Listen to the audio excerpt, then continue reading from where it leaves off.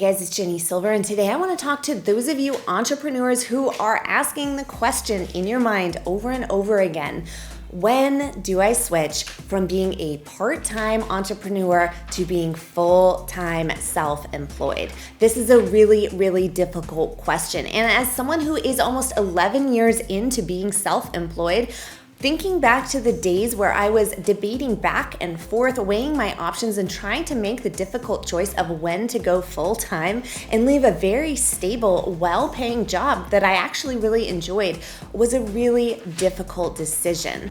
Now, I feel like all of us who are self-employed wish that there was an owner's manual that we can open up, ask these questions to, and just be told the answers. But unfortunately, it is not that simple. This is an extremely complicated process to weigh the options and decide what is best for you and what will give you the most fulfillment, as well as weighing it with the logical consequences of your actions.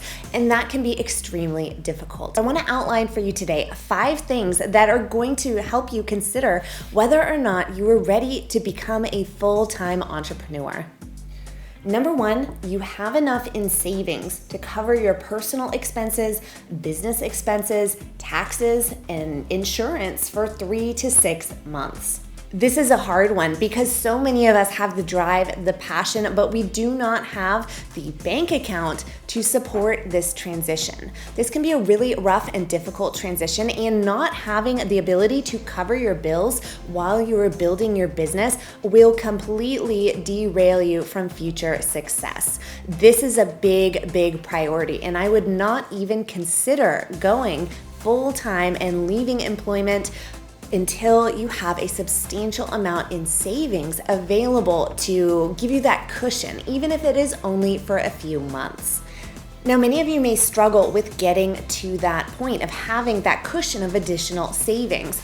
Well, the answer here is going to be to work on that side hustle, to work on that business and grow it in the background while you are still working either full-time or part-time. It's incredibly important to set yourself up for success, and part of that is having that financial cushion, even if it means working during your usual time off at your full-time job. For those of you that do have a cushion in savings, perhaps you're taking too long to take that leap out of fear. That can also be detrimental to your growth and your progress. And the answer here is to find a place in the middle.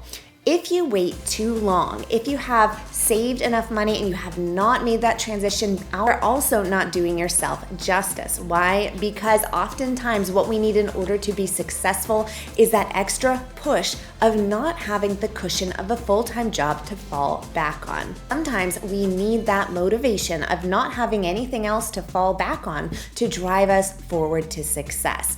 But the key here is making sure that you have enough in savings to do it smartly and practically. Number 2, you can no longer maintain both your full-time job and your small business and grow successfully with both. For many entrepreneurs, they start pursuing their passion projects on the side concurrently with their full-time or part-time job. And oftentimes what happens is that neither one of those two things grow. You may not be successful or as productive or as passionate or do even as high quality of work in your full-time or part-time job. And the same is often true in your small business. Your full-time job can suffer because your brain is always somewhere else and your passion lies elsewhere. And your small business can suffer because you do not have the time, energy, or mental capacity to focus your energy on what you need in order to grow and take your business to the next level.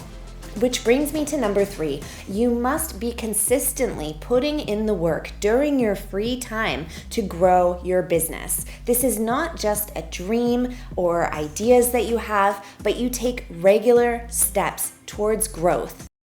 It's incredibly important that you put in the time, effort, and legwork in growing your small business and really watching where your interests, passions, and skill set lie, and building up a client base, building up products and services, building up streams of income as you grow. Because if you are simply dreaming of this, if you simply have ideas but you have not put them into practice and seen results and seen that you have profitable ideas, see that you are able to tap tackle the challenges that come with your small business, then unfortunately you are basing your future plans in your dreams.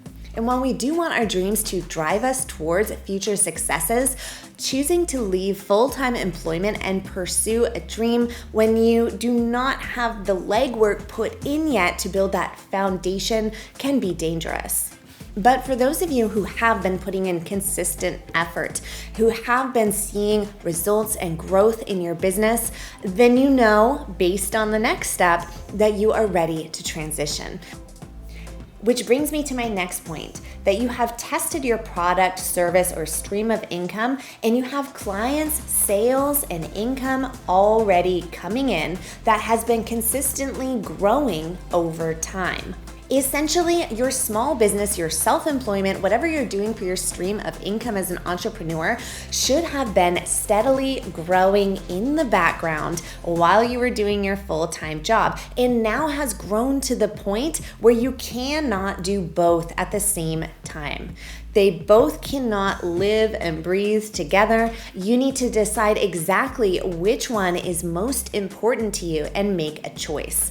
This is best done when you have consistent results coming in from your small business. If you are not getting sales, if you're not getting income, if you're not finding clients, then you do not have a reliable stream of income to turn to when you leave that full-time employment.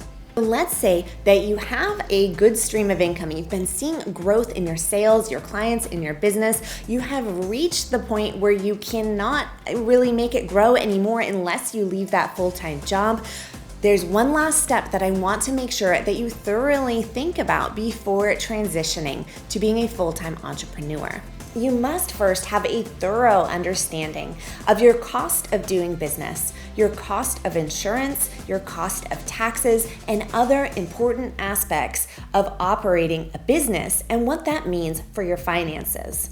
Important aspects such as income taxes, self-employment taxes, sales taxes, business insurances and fees, as well as the overhead of actually running your business and the expenses incurred there, as well as your self-employed health insurance, are all incredibly costly. And it's really important that you calculate out your cost of doing business, what it costs to simply keep your doors open on your business and be self-employed. Once you have a thorough understanding of that and you have worked through those numbers, you have an idea of exactly what you need to take in each month in order to make it work. But what exactly is the takeaway here? Because I'm kind of saying one thing, but then also saying the other. I'm saying that you should follow your dream and you should make room for this to grow into a bigger stream of income. But then I'm also saying don't do it until you know that you have enough clients and income to make it worthwhile. Well, the tricky thing here is that you have to find the middle ground that you are comfortable with and that you know is a logical choice, but also one that leaves room for you to follow your dreams. Oftentimes we don't know what to plan for, and we do need that push of having our only stream of income be self-employment in order to motivate us. And that push can be very powerful, but I do not want you to take that leap until you have a steady cushion of savings, a steady stream of income, sales, or clients, and you understand the financial burden that is going to be placed on you by transitioning to full-time. Lastly, it is so incredibly common for everyone around you to tell you not to leave your full-time job. And it's honestly because they love you, care about you, and want to see you be successful. And the world of entrepreneurship can be unknown and scary.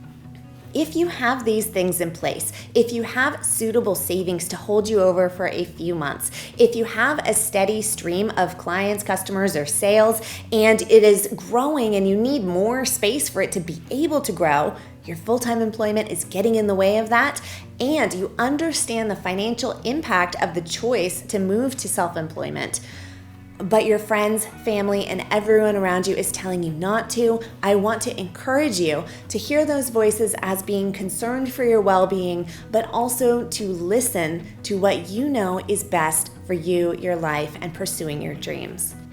Now, for those of you that need help growing your business, I want you to click the video that is popping up on screen right now, where I'm going to give you some tips to bring in those leads for your business, increase your sales with no marketing budget.